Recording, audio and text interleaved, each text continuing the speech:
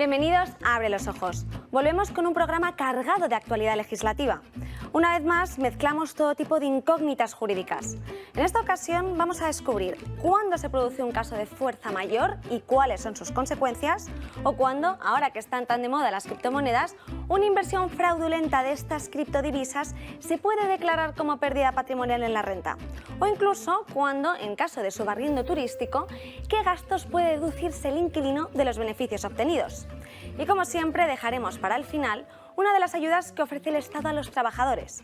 En este caso, veremos qué requisitos debe cumplir un autónomo para obtener una bonificación del 100% de la cuota por conciliación laboral. Comenzamos.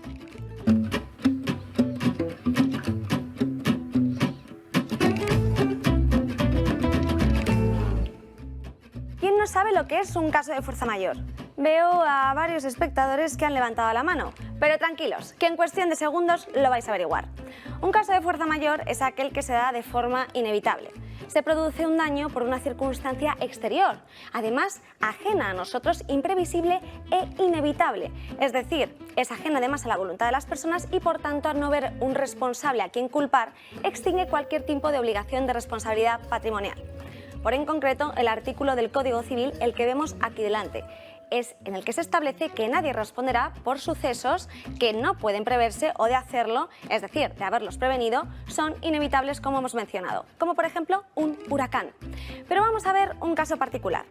Imagínense que su negocio depende de un invernadero, que lo cuidan, lo trabajan, pero que de repente un día aparece totalmente destrozado porque un roble se ha caído encima.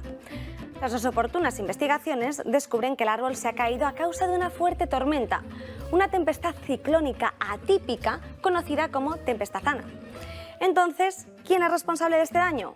Como en este caso el siniestro ha sido provocado, no se debe a deficiencias de conservación, ni cuidado, ni tampoco mantenimiento, ni de la administración, ni de los propietarios de la finca donde se encuentra el árbol, sino que se ha producido por un efecto meteorológico, puntual, anómalo, totalmente extraordinario e inevitable, estaríamos ante un caso de fuerza mayor. Antes de continuar, un pequeño paréntesis. Que sea inevitable es muy importante porque esto es lo que lo diferencia de un caso fortuito. Es decir, un caso fortuito es también imprevisible, anómalo o extraordinario, pero de haberse previsto, se podría haber evitado. Volviendo a nuestro caso de fuerza mayor, si aquí el propietario del invernadero hubiese tenido un seguro, no hubiese pasado nada. Los daños serían indemnizables por la compañía aseguradora a través del Consorcio de Compensación de Seguros. Pero el propietario, en este caso, no contaba con póliza de seguro de daños por haberse dado de baja al encontrarse desde el año 2012 en un proceso de liquidación concursal. El tribunal llega a la siguiente conclusión, que en este caso resulta inaceptable y por tanto inadmisible aprovechar un siniestro para salvar una deficitaria situación económica que arrastró al demandante a concurso de acreedores. Las criptomonedas, un activo financiero muy famoso y atractivo, pero también bastante complejo y volátil. Su falta de regulación convierte a sus inversores en un blanco fácil para estafas y deudas fiscales, como en este caso. Un hombre en el año 2021 realizó una inversión en criptomonedas a través de una plataforma que resultó ser un fraude, perdiendo todo el dinero invertido. Tras semejante palo, el inversor presentó en abril de ese año la correspondiente denuncia ante la policía. Pero no se quiso quedar ahí, sino que quiso saber si podía declarar en el impuesto sobre la renta las pérdidas que había sufrido por esa fraudulenta inversión, presentando tan solo el justificante de la denuncia que había interpuesto. Para ello realizó una consulta a la Subdirección General de Operaciones Financieras. La respuesta vinculante fue la siguiente. Al no haberse iniciado ningún procedimiento judicial, a pesar de haber transcurrido un año desde que se interpuso esa denuncia, esta no es prueba suficiente para poder declarar en el impuesto esa pérdida patrimonial. ¿Por qué? Porque así lo establece la Ley del Impuesto sobre la Renta. La ley no permite computar de forma automática como pérdida patrimonial el importe de un crédito que no ha sido devuelto si no hay una sentencia firme. La Dirección General de Tributos rechazó, por tanto, esta opción, puesto que en este caso no concurre ninguna de las circunstancias que recorre el artículo 14 que vemos en pantalla. Es decir, el primero de ellos establece que adquiera una eficacia una quita, es decir, una quita es una reducción del dinero que uno debe, pero como no es nuestro caso, pasamos al siguiente, o que se encuentre, como vemos, en situación de concurso. Tampoco es el caso el siguiente, que cumpla el plazo de un año desde el inicio del procedimiento judicial. Estaríamos en este caso, como he mencionado, pero la presentación de la denuncia, como ha dicho el tribunal, bueno, en este caso la Dirección de Tributos, no constituye el inicio de ningún procedimiento judicial. Tengo una muy buena noticia para todos aquellos que tengan una vivienda subarrendada como alquiler turístico. Para aclarar esto que parece un acertijo, vamos a desglosarlo. El subarrendamiento lo hace el inquilino de un piso que se encuentra a su vez en alquiler. El inquilino del piso en este caso es el arrendatario, es decir, es quien ha firmado con un propietario un contrato de alquiler habitual. Ahora bien, ese inquilino puede alquilar a otra persona por un tiempo determinado o bien una parte total de la vivienda o solo una pequeñita parte de la misma para uso turístico. Para ello deberá tener en primer lugar el consentimiento del propietario de la vivienda y después deberá firmar con el futuro nuevo inquilino un contrato de subarrendamiento. Para aclarar un poco más, una última distinción sobre estos usos de vivienda que he mencionado. La vivienda habitual en el inmueble tiene como finalidad satisfacer la necesidad permanente de la vivienda del inquilino, mientras que en el caso de alquiler turístico, aquí estaríamos hablando que el propietario cede el uso del inmueble de manera temporal, como máximo 31 días, y con una finalidad lucrativa, es decir, para uso vacacional. El notición es que la Dirección General de Tributos ha determinado que este subarriendo supone para el inquilino un rendimiento de capital mobiliario y no una actividad económica. ¿Y esto qué es lo que implica? Que el inquilino podrá desde ahora deducirse los ingresos que obtenga por ese subarrendamiento de las cantidades que ha pagado al propietario del piso de alquiler. Y además, en su caso, también se podrá deducir el importe del deterioro sufrido por el subarrendamiento, es decir, en el caso de que el subarrendatario hubiese hecho alguna de las suyas en el piso. ¿Y cuánto nos podemos deducir? Esto viene en el artículo 20 del Reglamento del Impuesto sobre la Renta.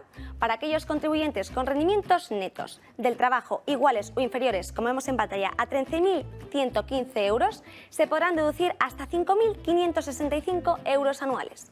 En el caso de aquellos contribuyentes con rendimientos netos del trabajo comprendidos en la cantidad anterior, esos 13.000 y pico, y 16.825, entonces aquí se podrán deducir 5.565 euros menos el resultado de multiplicar 1,5 por la diferencia entre el rendimiento del trabajo que ha obtenido el trabajador y esos 13.115 euros anuales. Y por último, ¿qué significa que los autónomos, los grandes sufridores de este país, pueden bonificarse la cuota al 100% por conciliación laboral y familiar? Que la Seguridad Social ofrece esa bonificación a aquellos autónomos que contraten a un empleado para encargarse de su negocio durante el tiempo que deban ausentarse para cuidar de algún familiar. Con una salvedad. Si esa contratación es a tiempo parcial, la bonificación de la cuota ya no será del 100% como vemos aquí, sino del 50%. En todo caso, los autónomos tendrán derecho a estas bonificaciones durante 12 meses. ¿Y qué requisitos debe cumplir? Tener a su cargo a menores de 12 años o a un familiar de hasta el segundo grado en situación de dependencia o también con un grado de discapacidad igual o superior al 33%. Permanecer a su vez dado de alta en el régimen especial de la Seguridad Social de trabajadores autónomos, incluso durante los 6 meses siguientes al vencimiento del disfrute de esa bonificación. Además, contratar a un empleado a tiempo completo o parcial que deberá mantener durante todo el periodo del disfrute de la bonificación. Hay que tener en cuenta en este punto que la duración del contrato como mínimo deberá ser de al menos 3 meses. También deberá carecer de trabajadores asalariados en la fecha del inicio de esa bonificación y durante el año anterior a la misma, excepto en el caso de que el trabajador haya sido contratado a través de un contrato de interinidad para sustituir a un trabajador autónomo que se encuentre de baja por maternidad, paternidad, adopción o acogimiento familiar. Pero ojo, porque en caso de incumplimiento de las anteriores obligaciones y requisitos, el trabajador autónomo estará obligado a reintegrar el importe de la bonificación total disfrutada. Cosas a tener en cuenta. Cuando se extingue la relación laboral, incluso durante el periodo inicial de esos 3 meses que hemos comentado, el trabajador autónomo podrá beneficiarse de la bonificación si contrata a otro trabajador por cuenta ajena en el plazo máximo de 30 días. Y por último, destacar que esta bonificación será totalmente compatible con el resto de incentivos a la contratación por cuenta ajena conforme a lo que establezcan las leyes. Hasta aquí el programa de hoy. Confío y espero en que os hayan servido todos estos tips y consejos legales. Y ya lo sabéis, no os perdáis el próximo programa porque el desconocimiento de las leyes no nos exime de su cumplimiento. Hasta la próxima.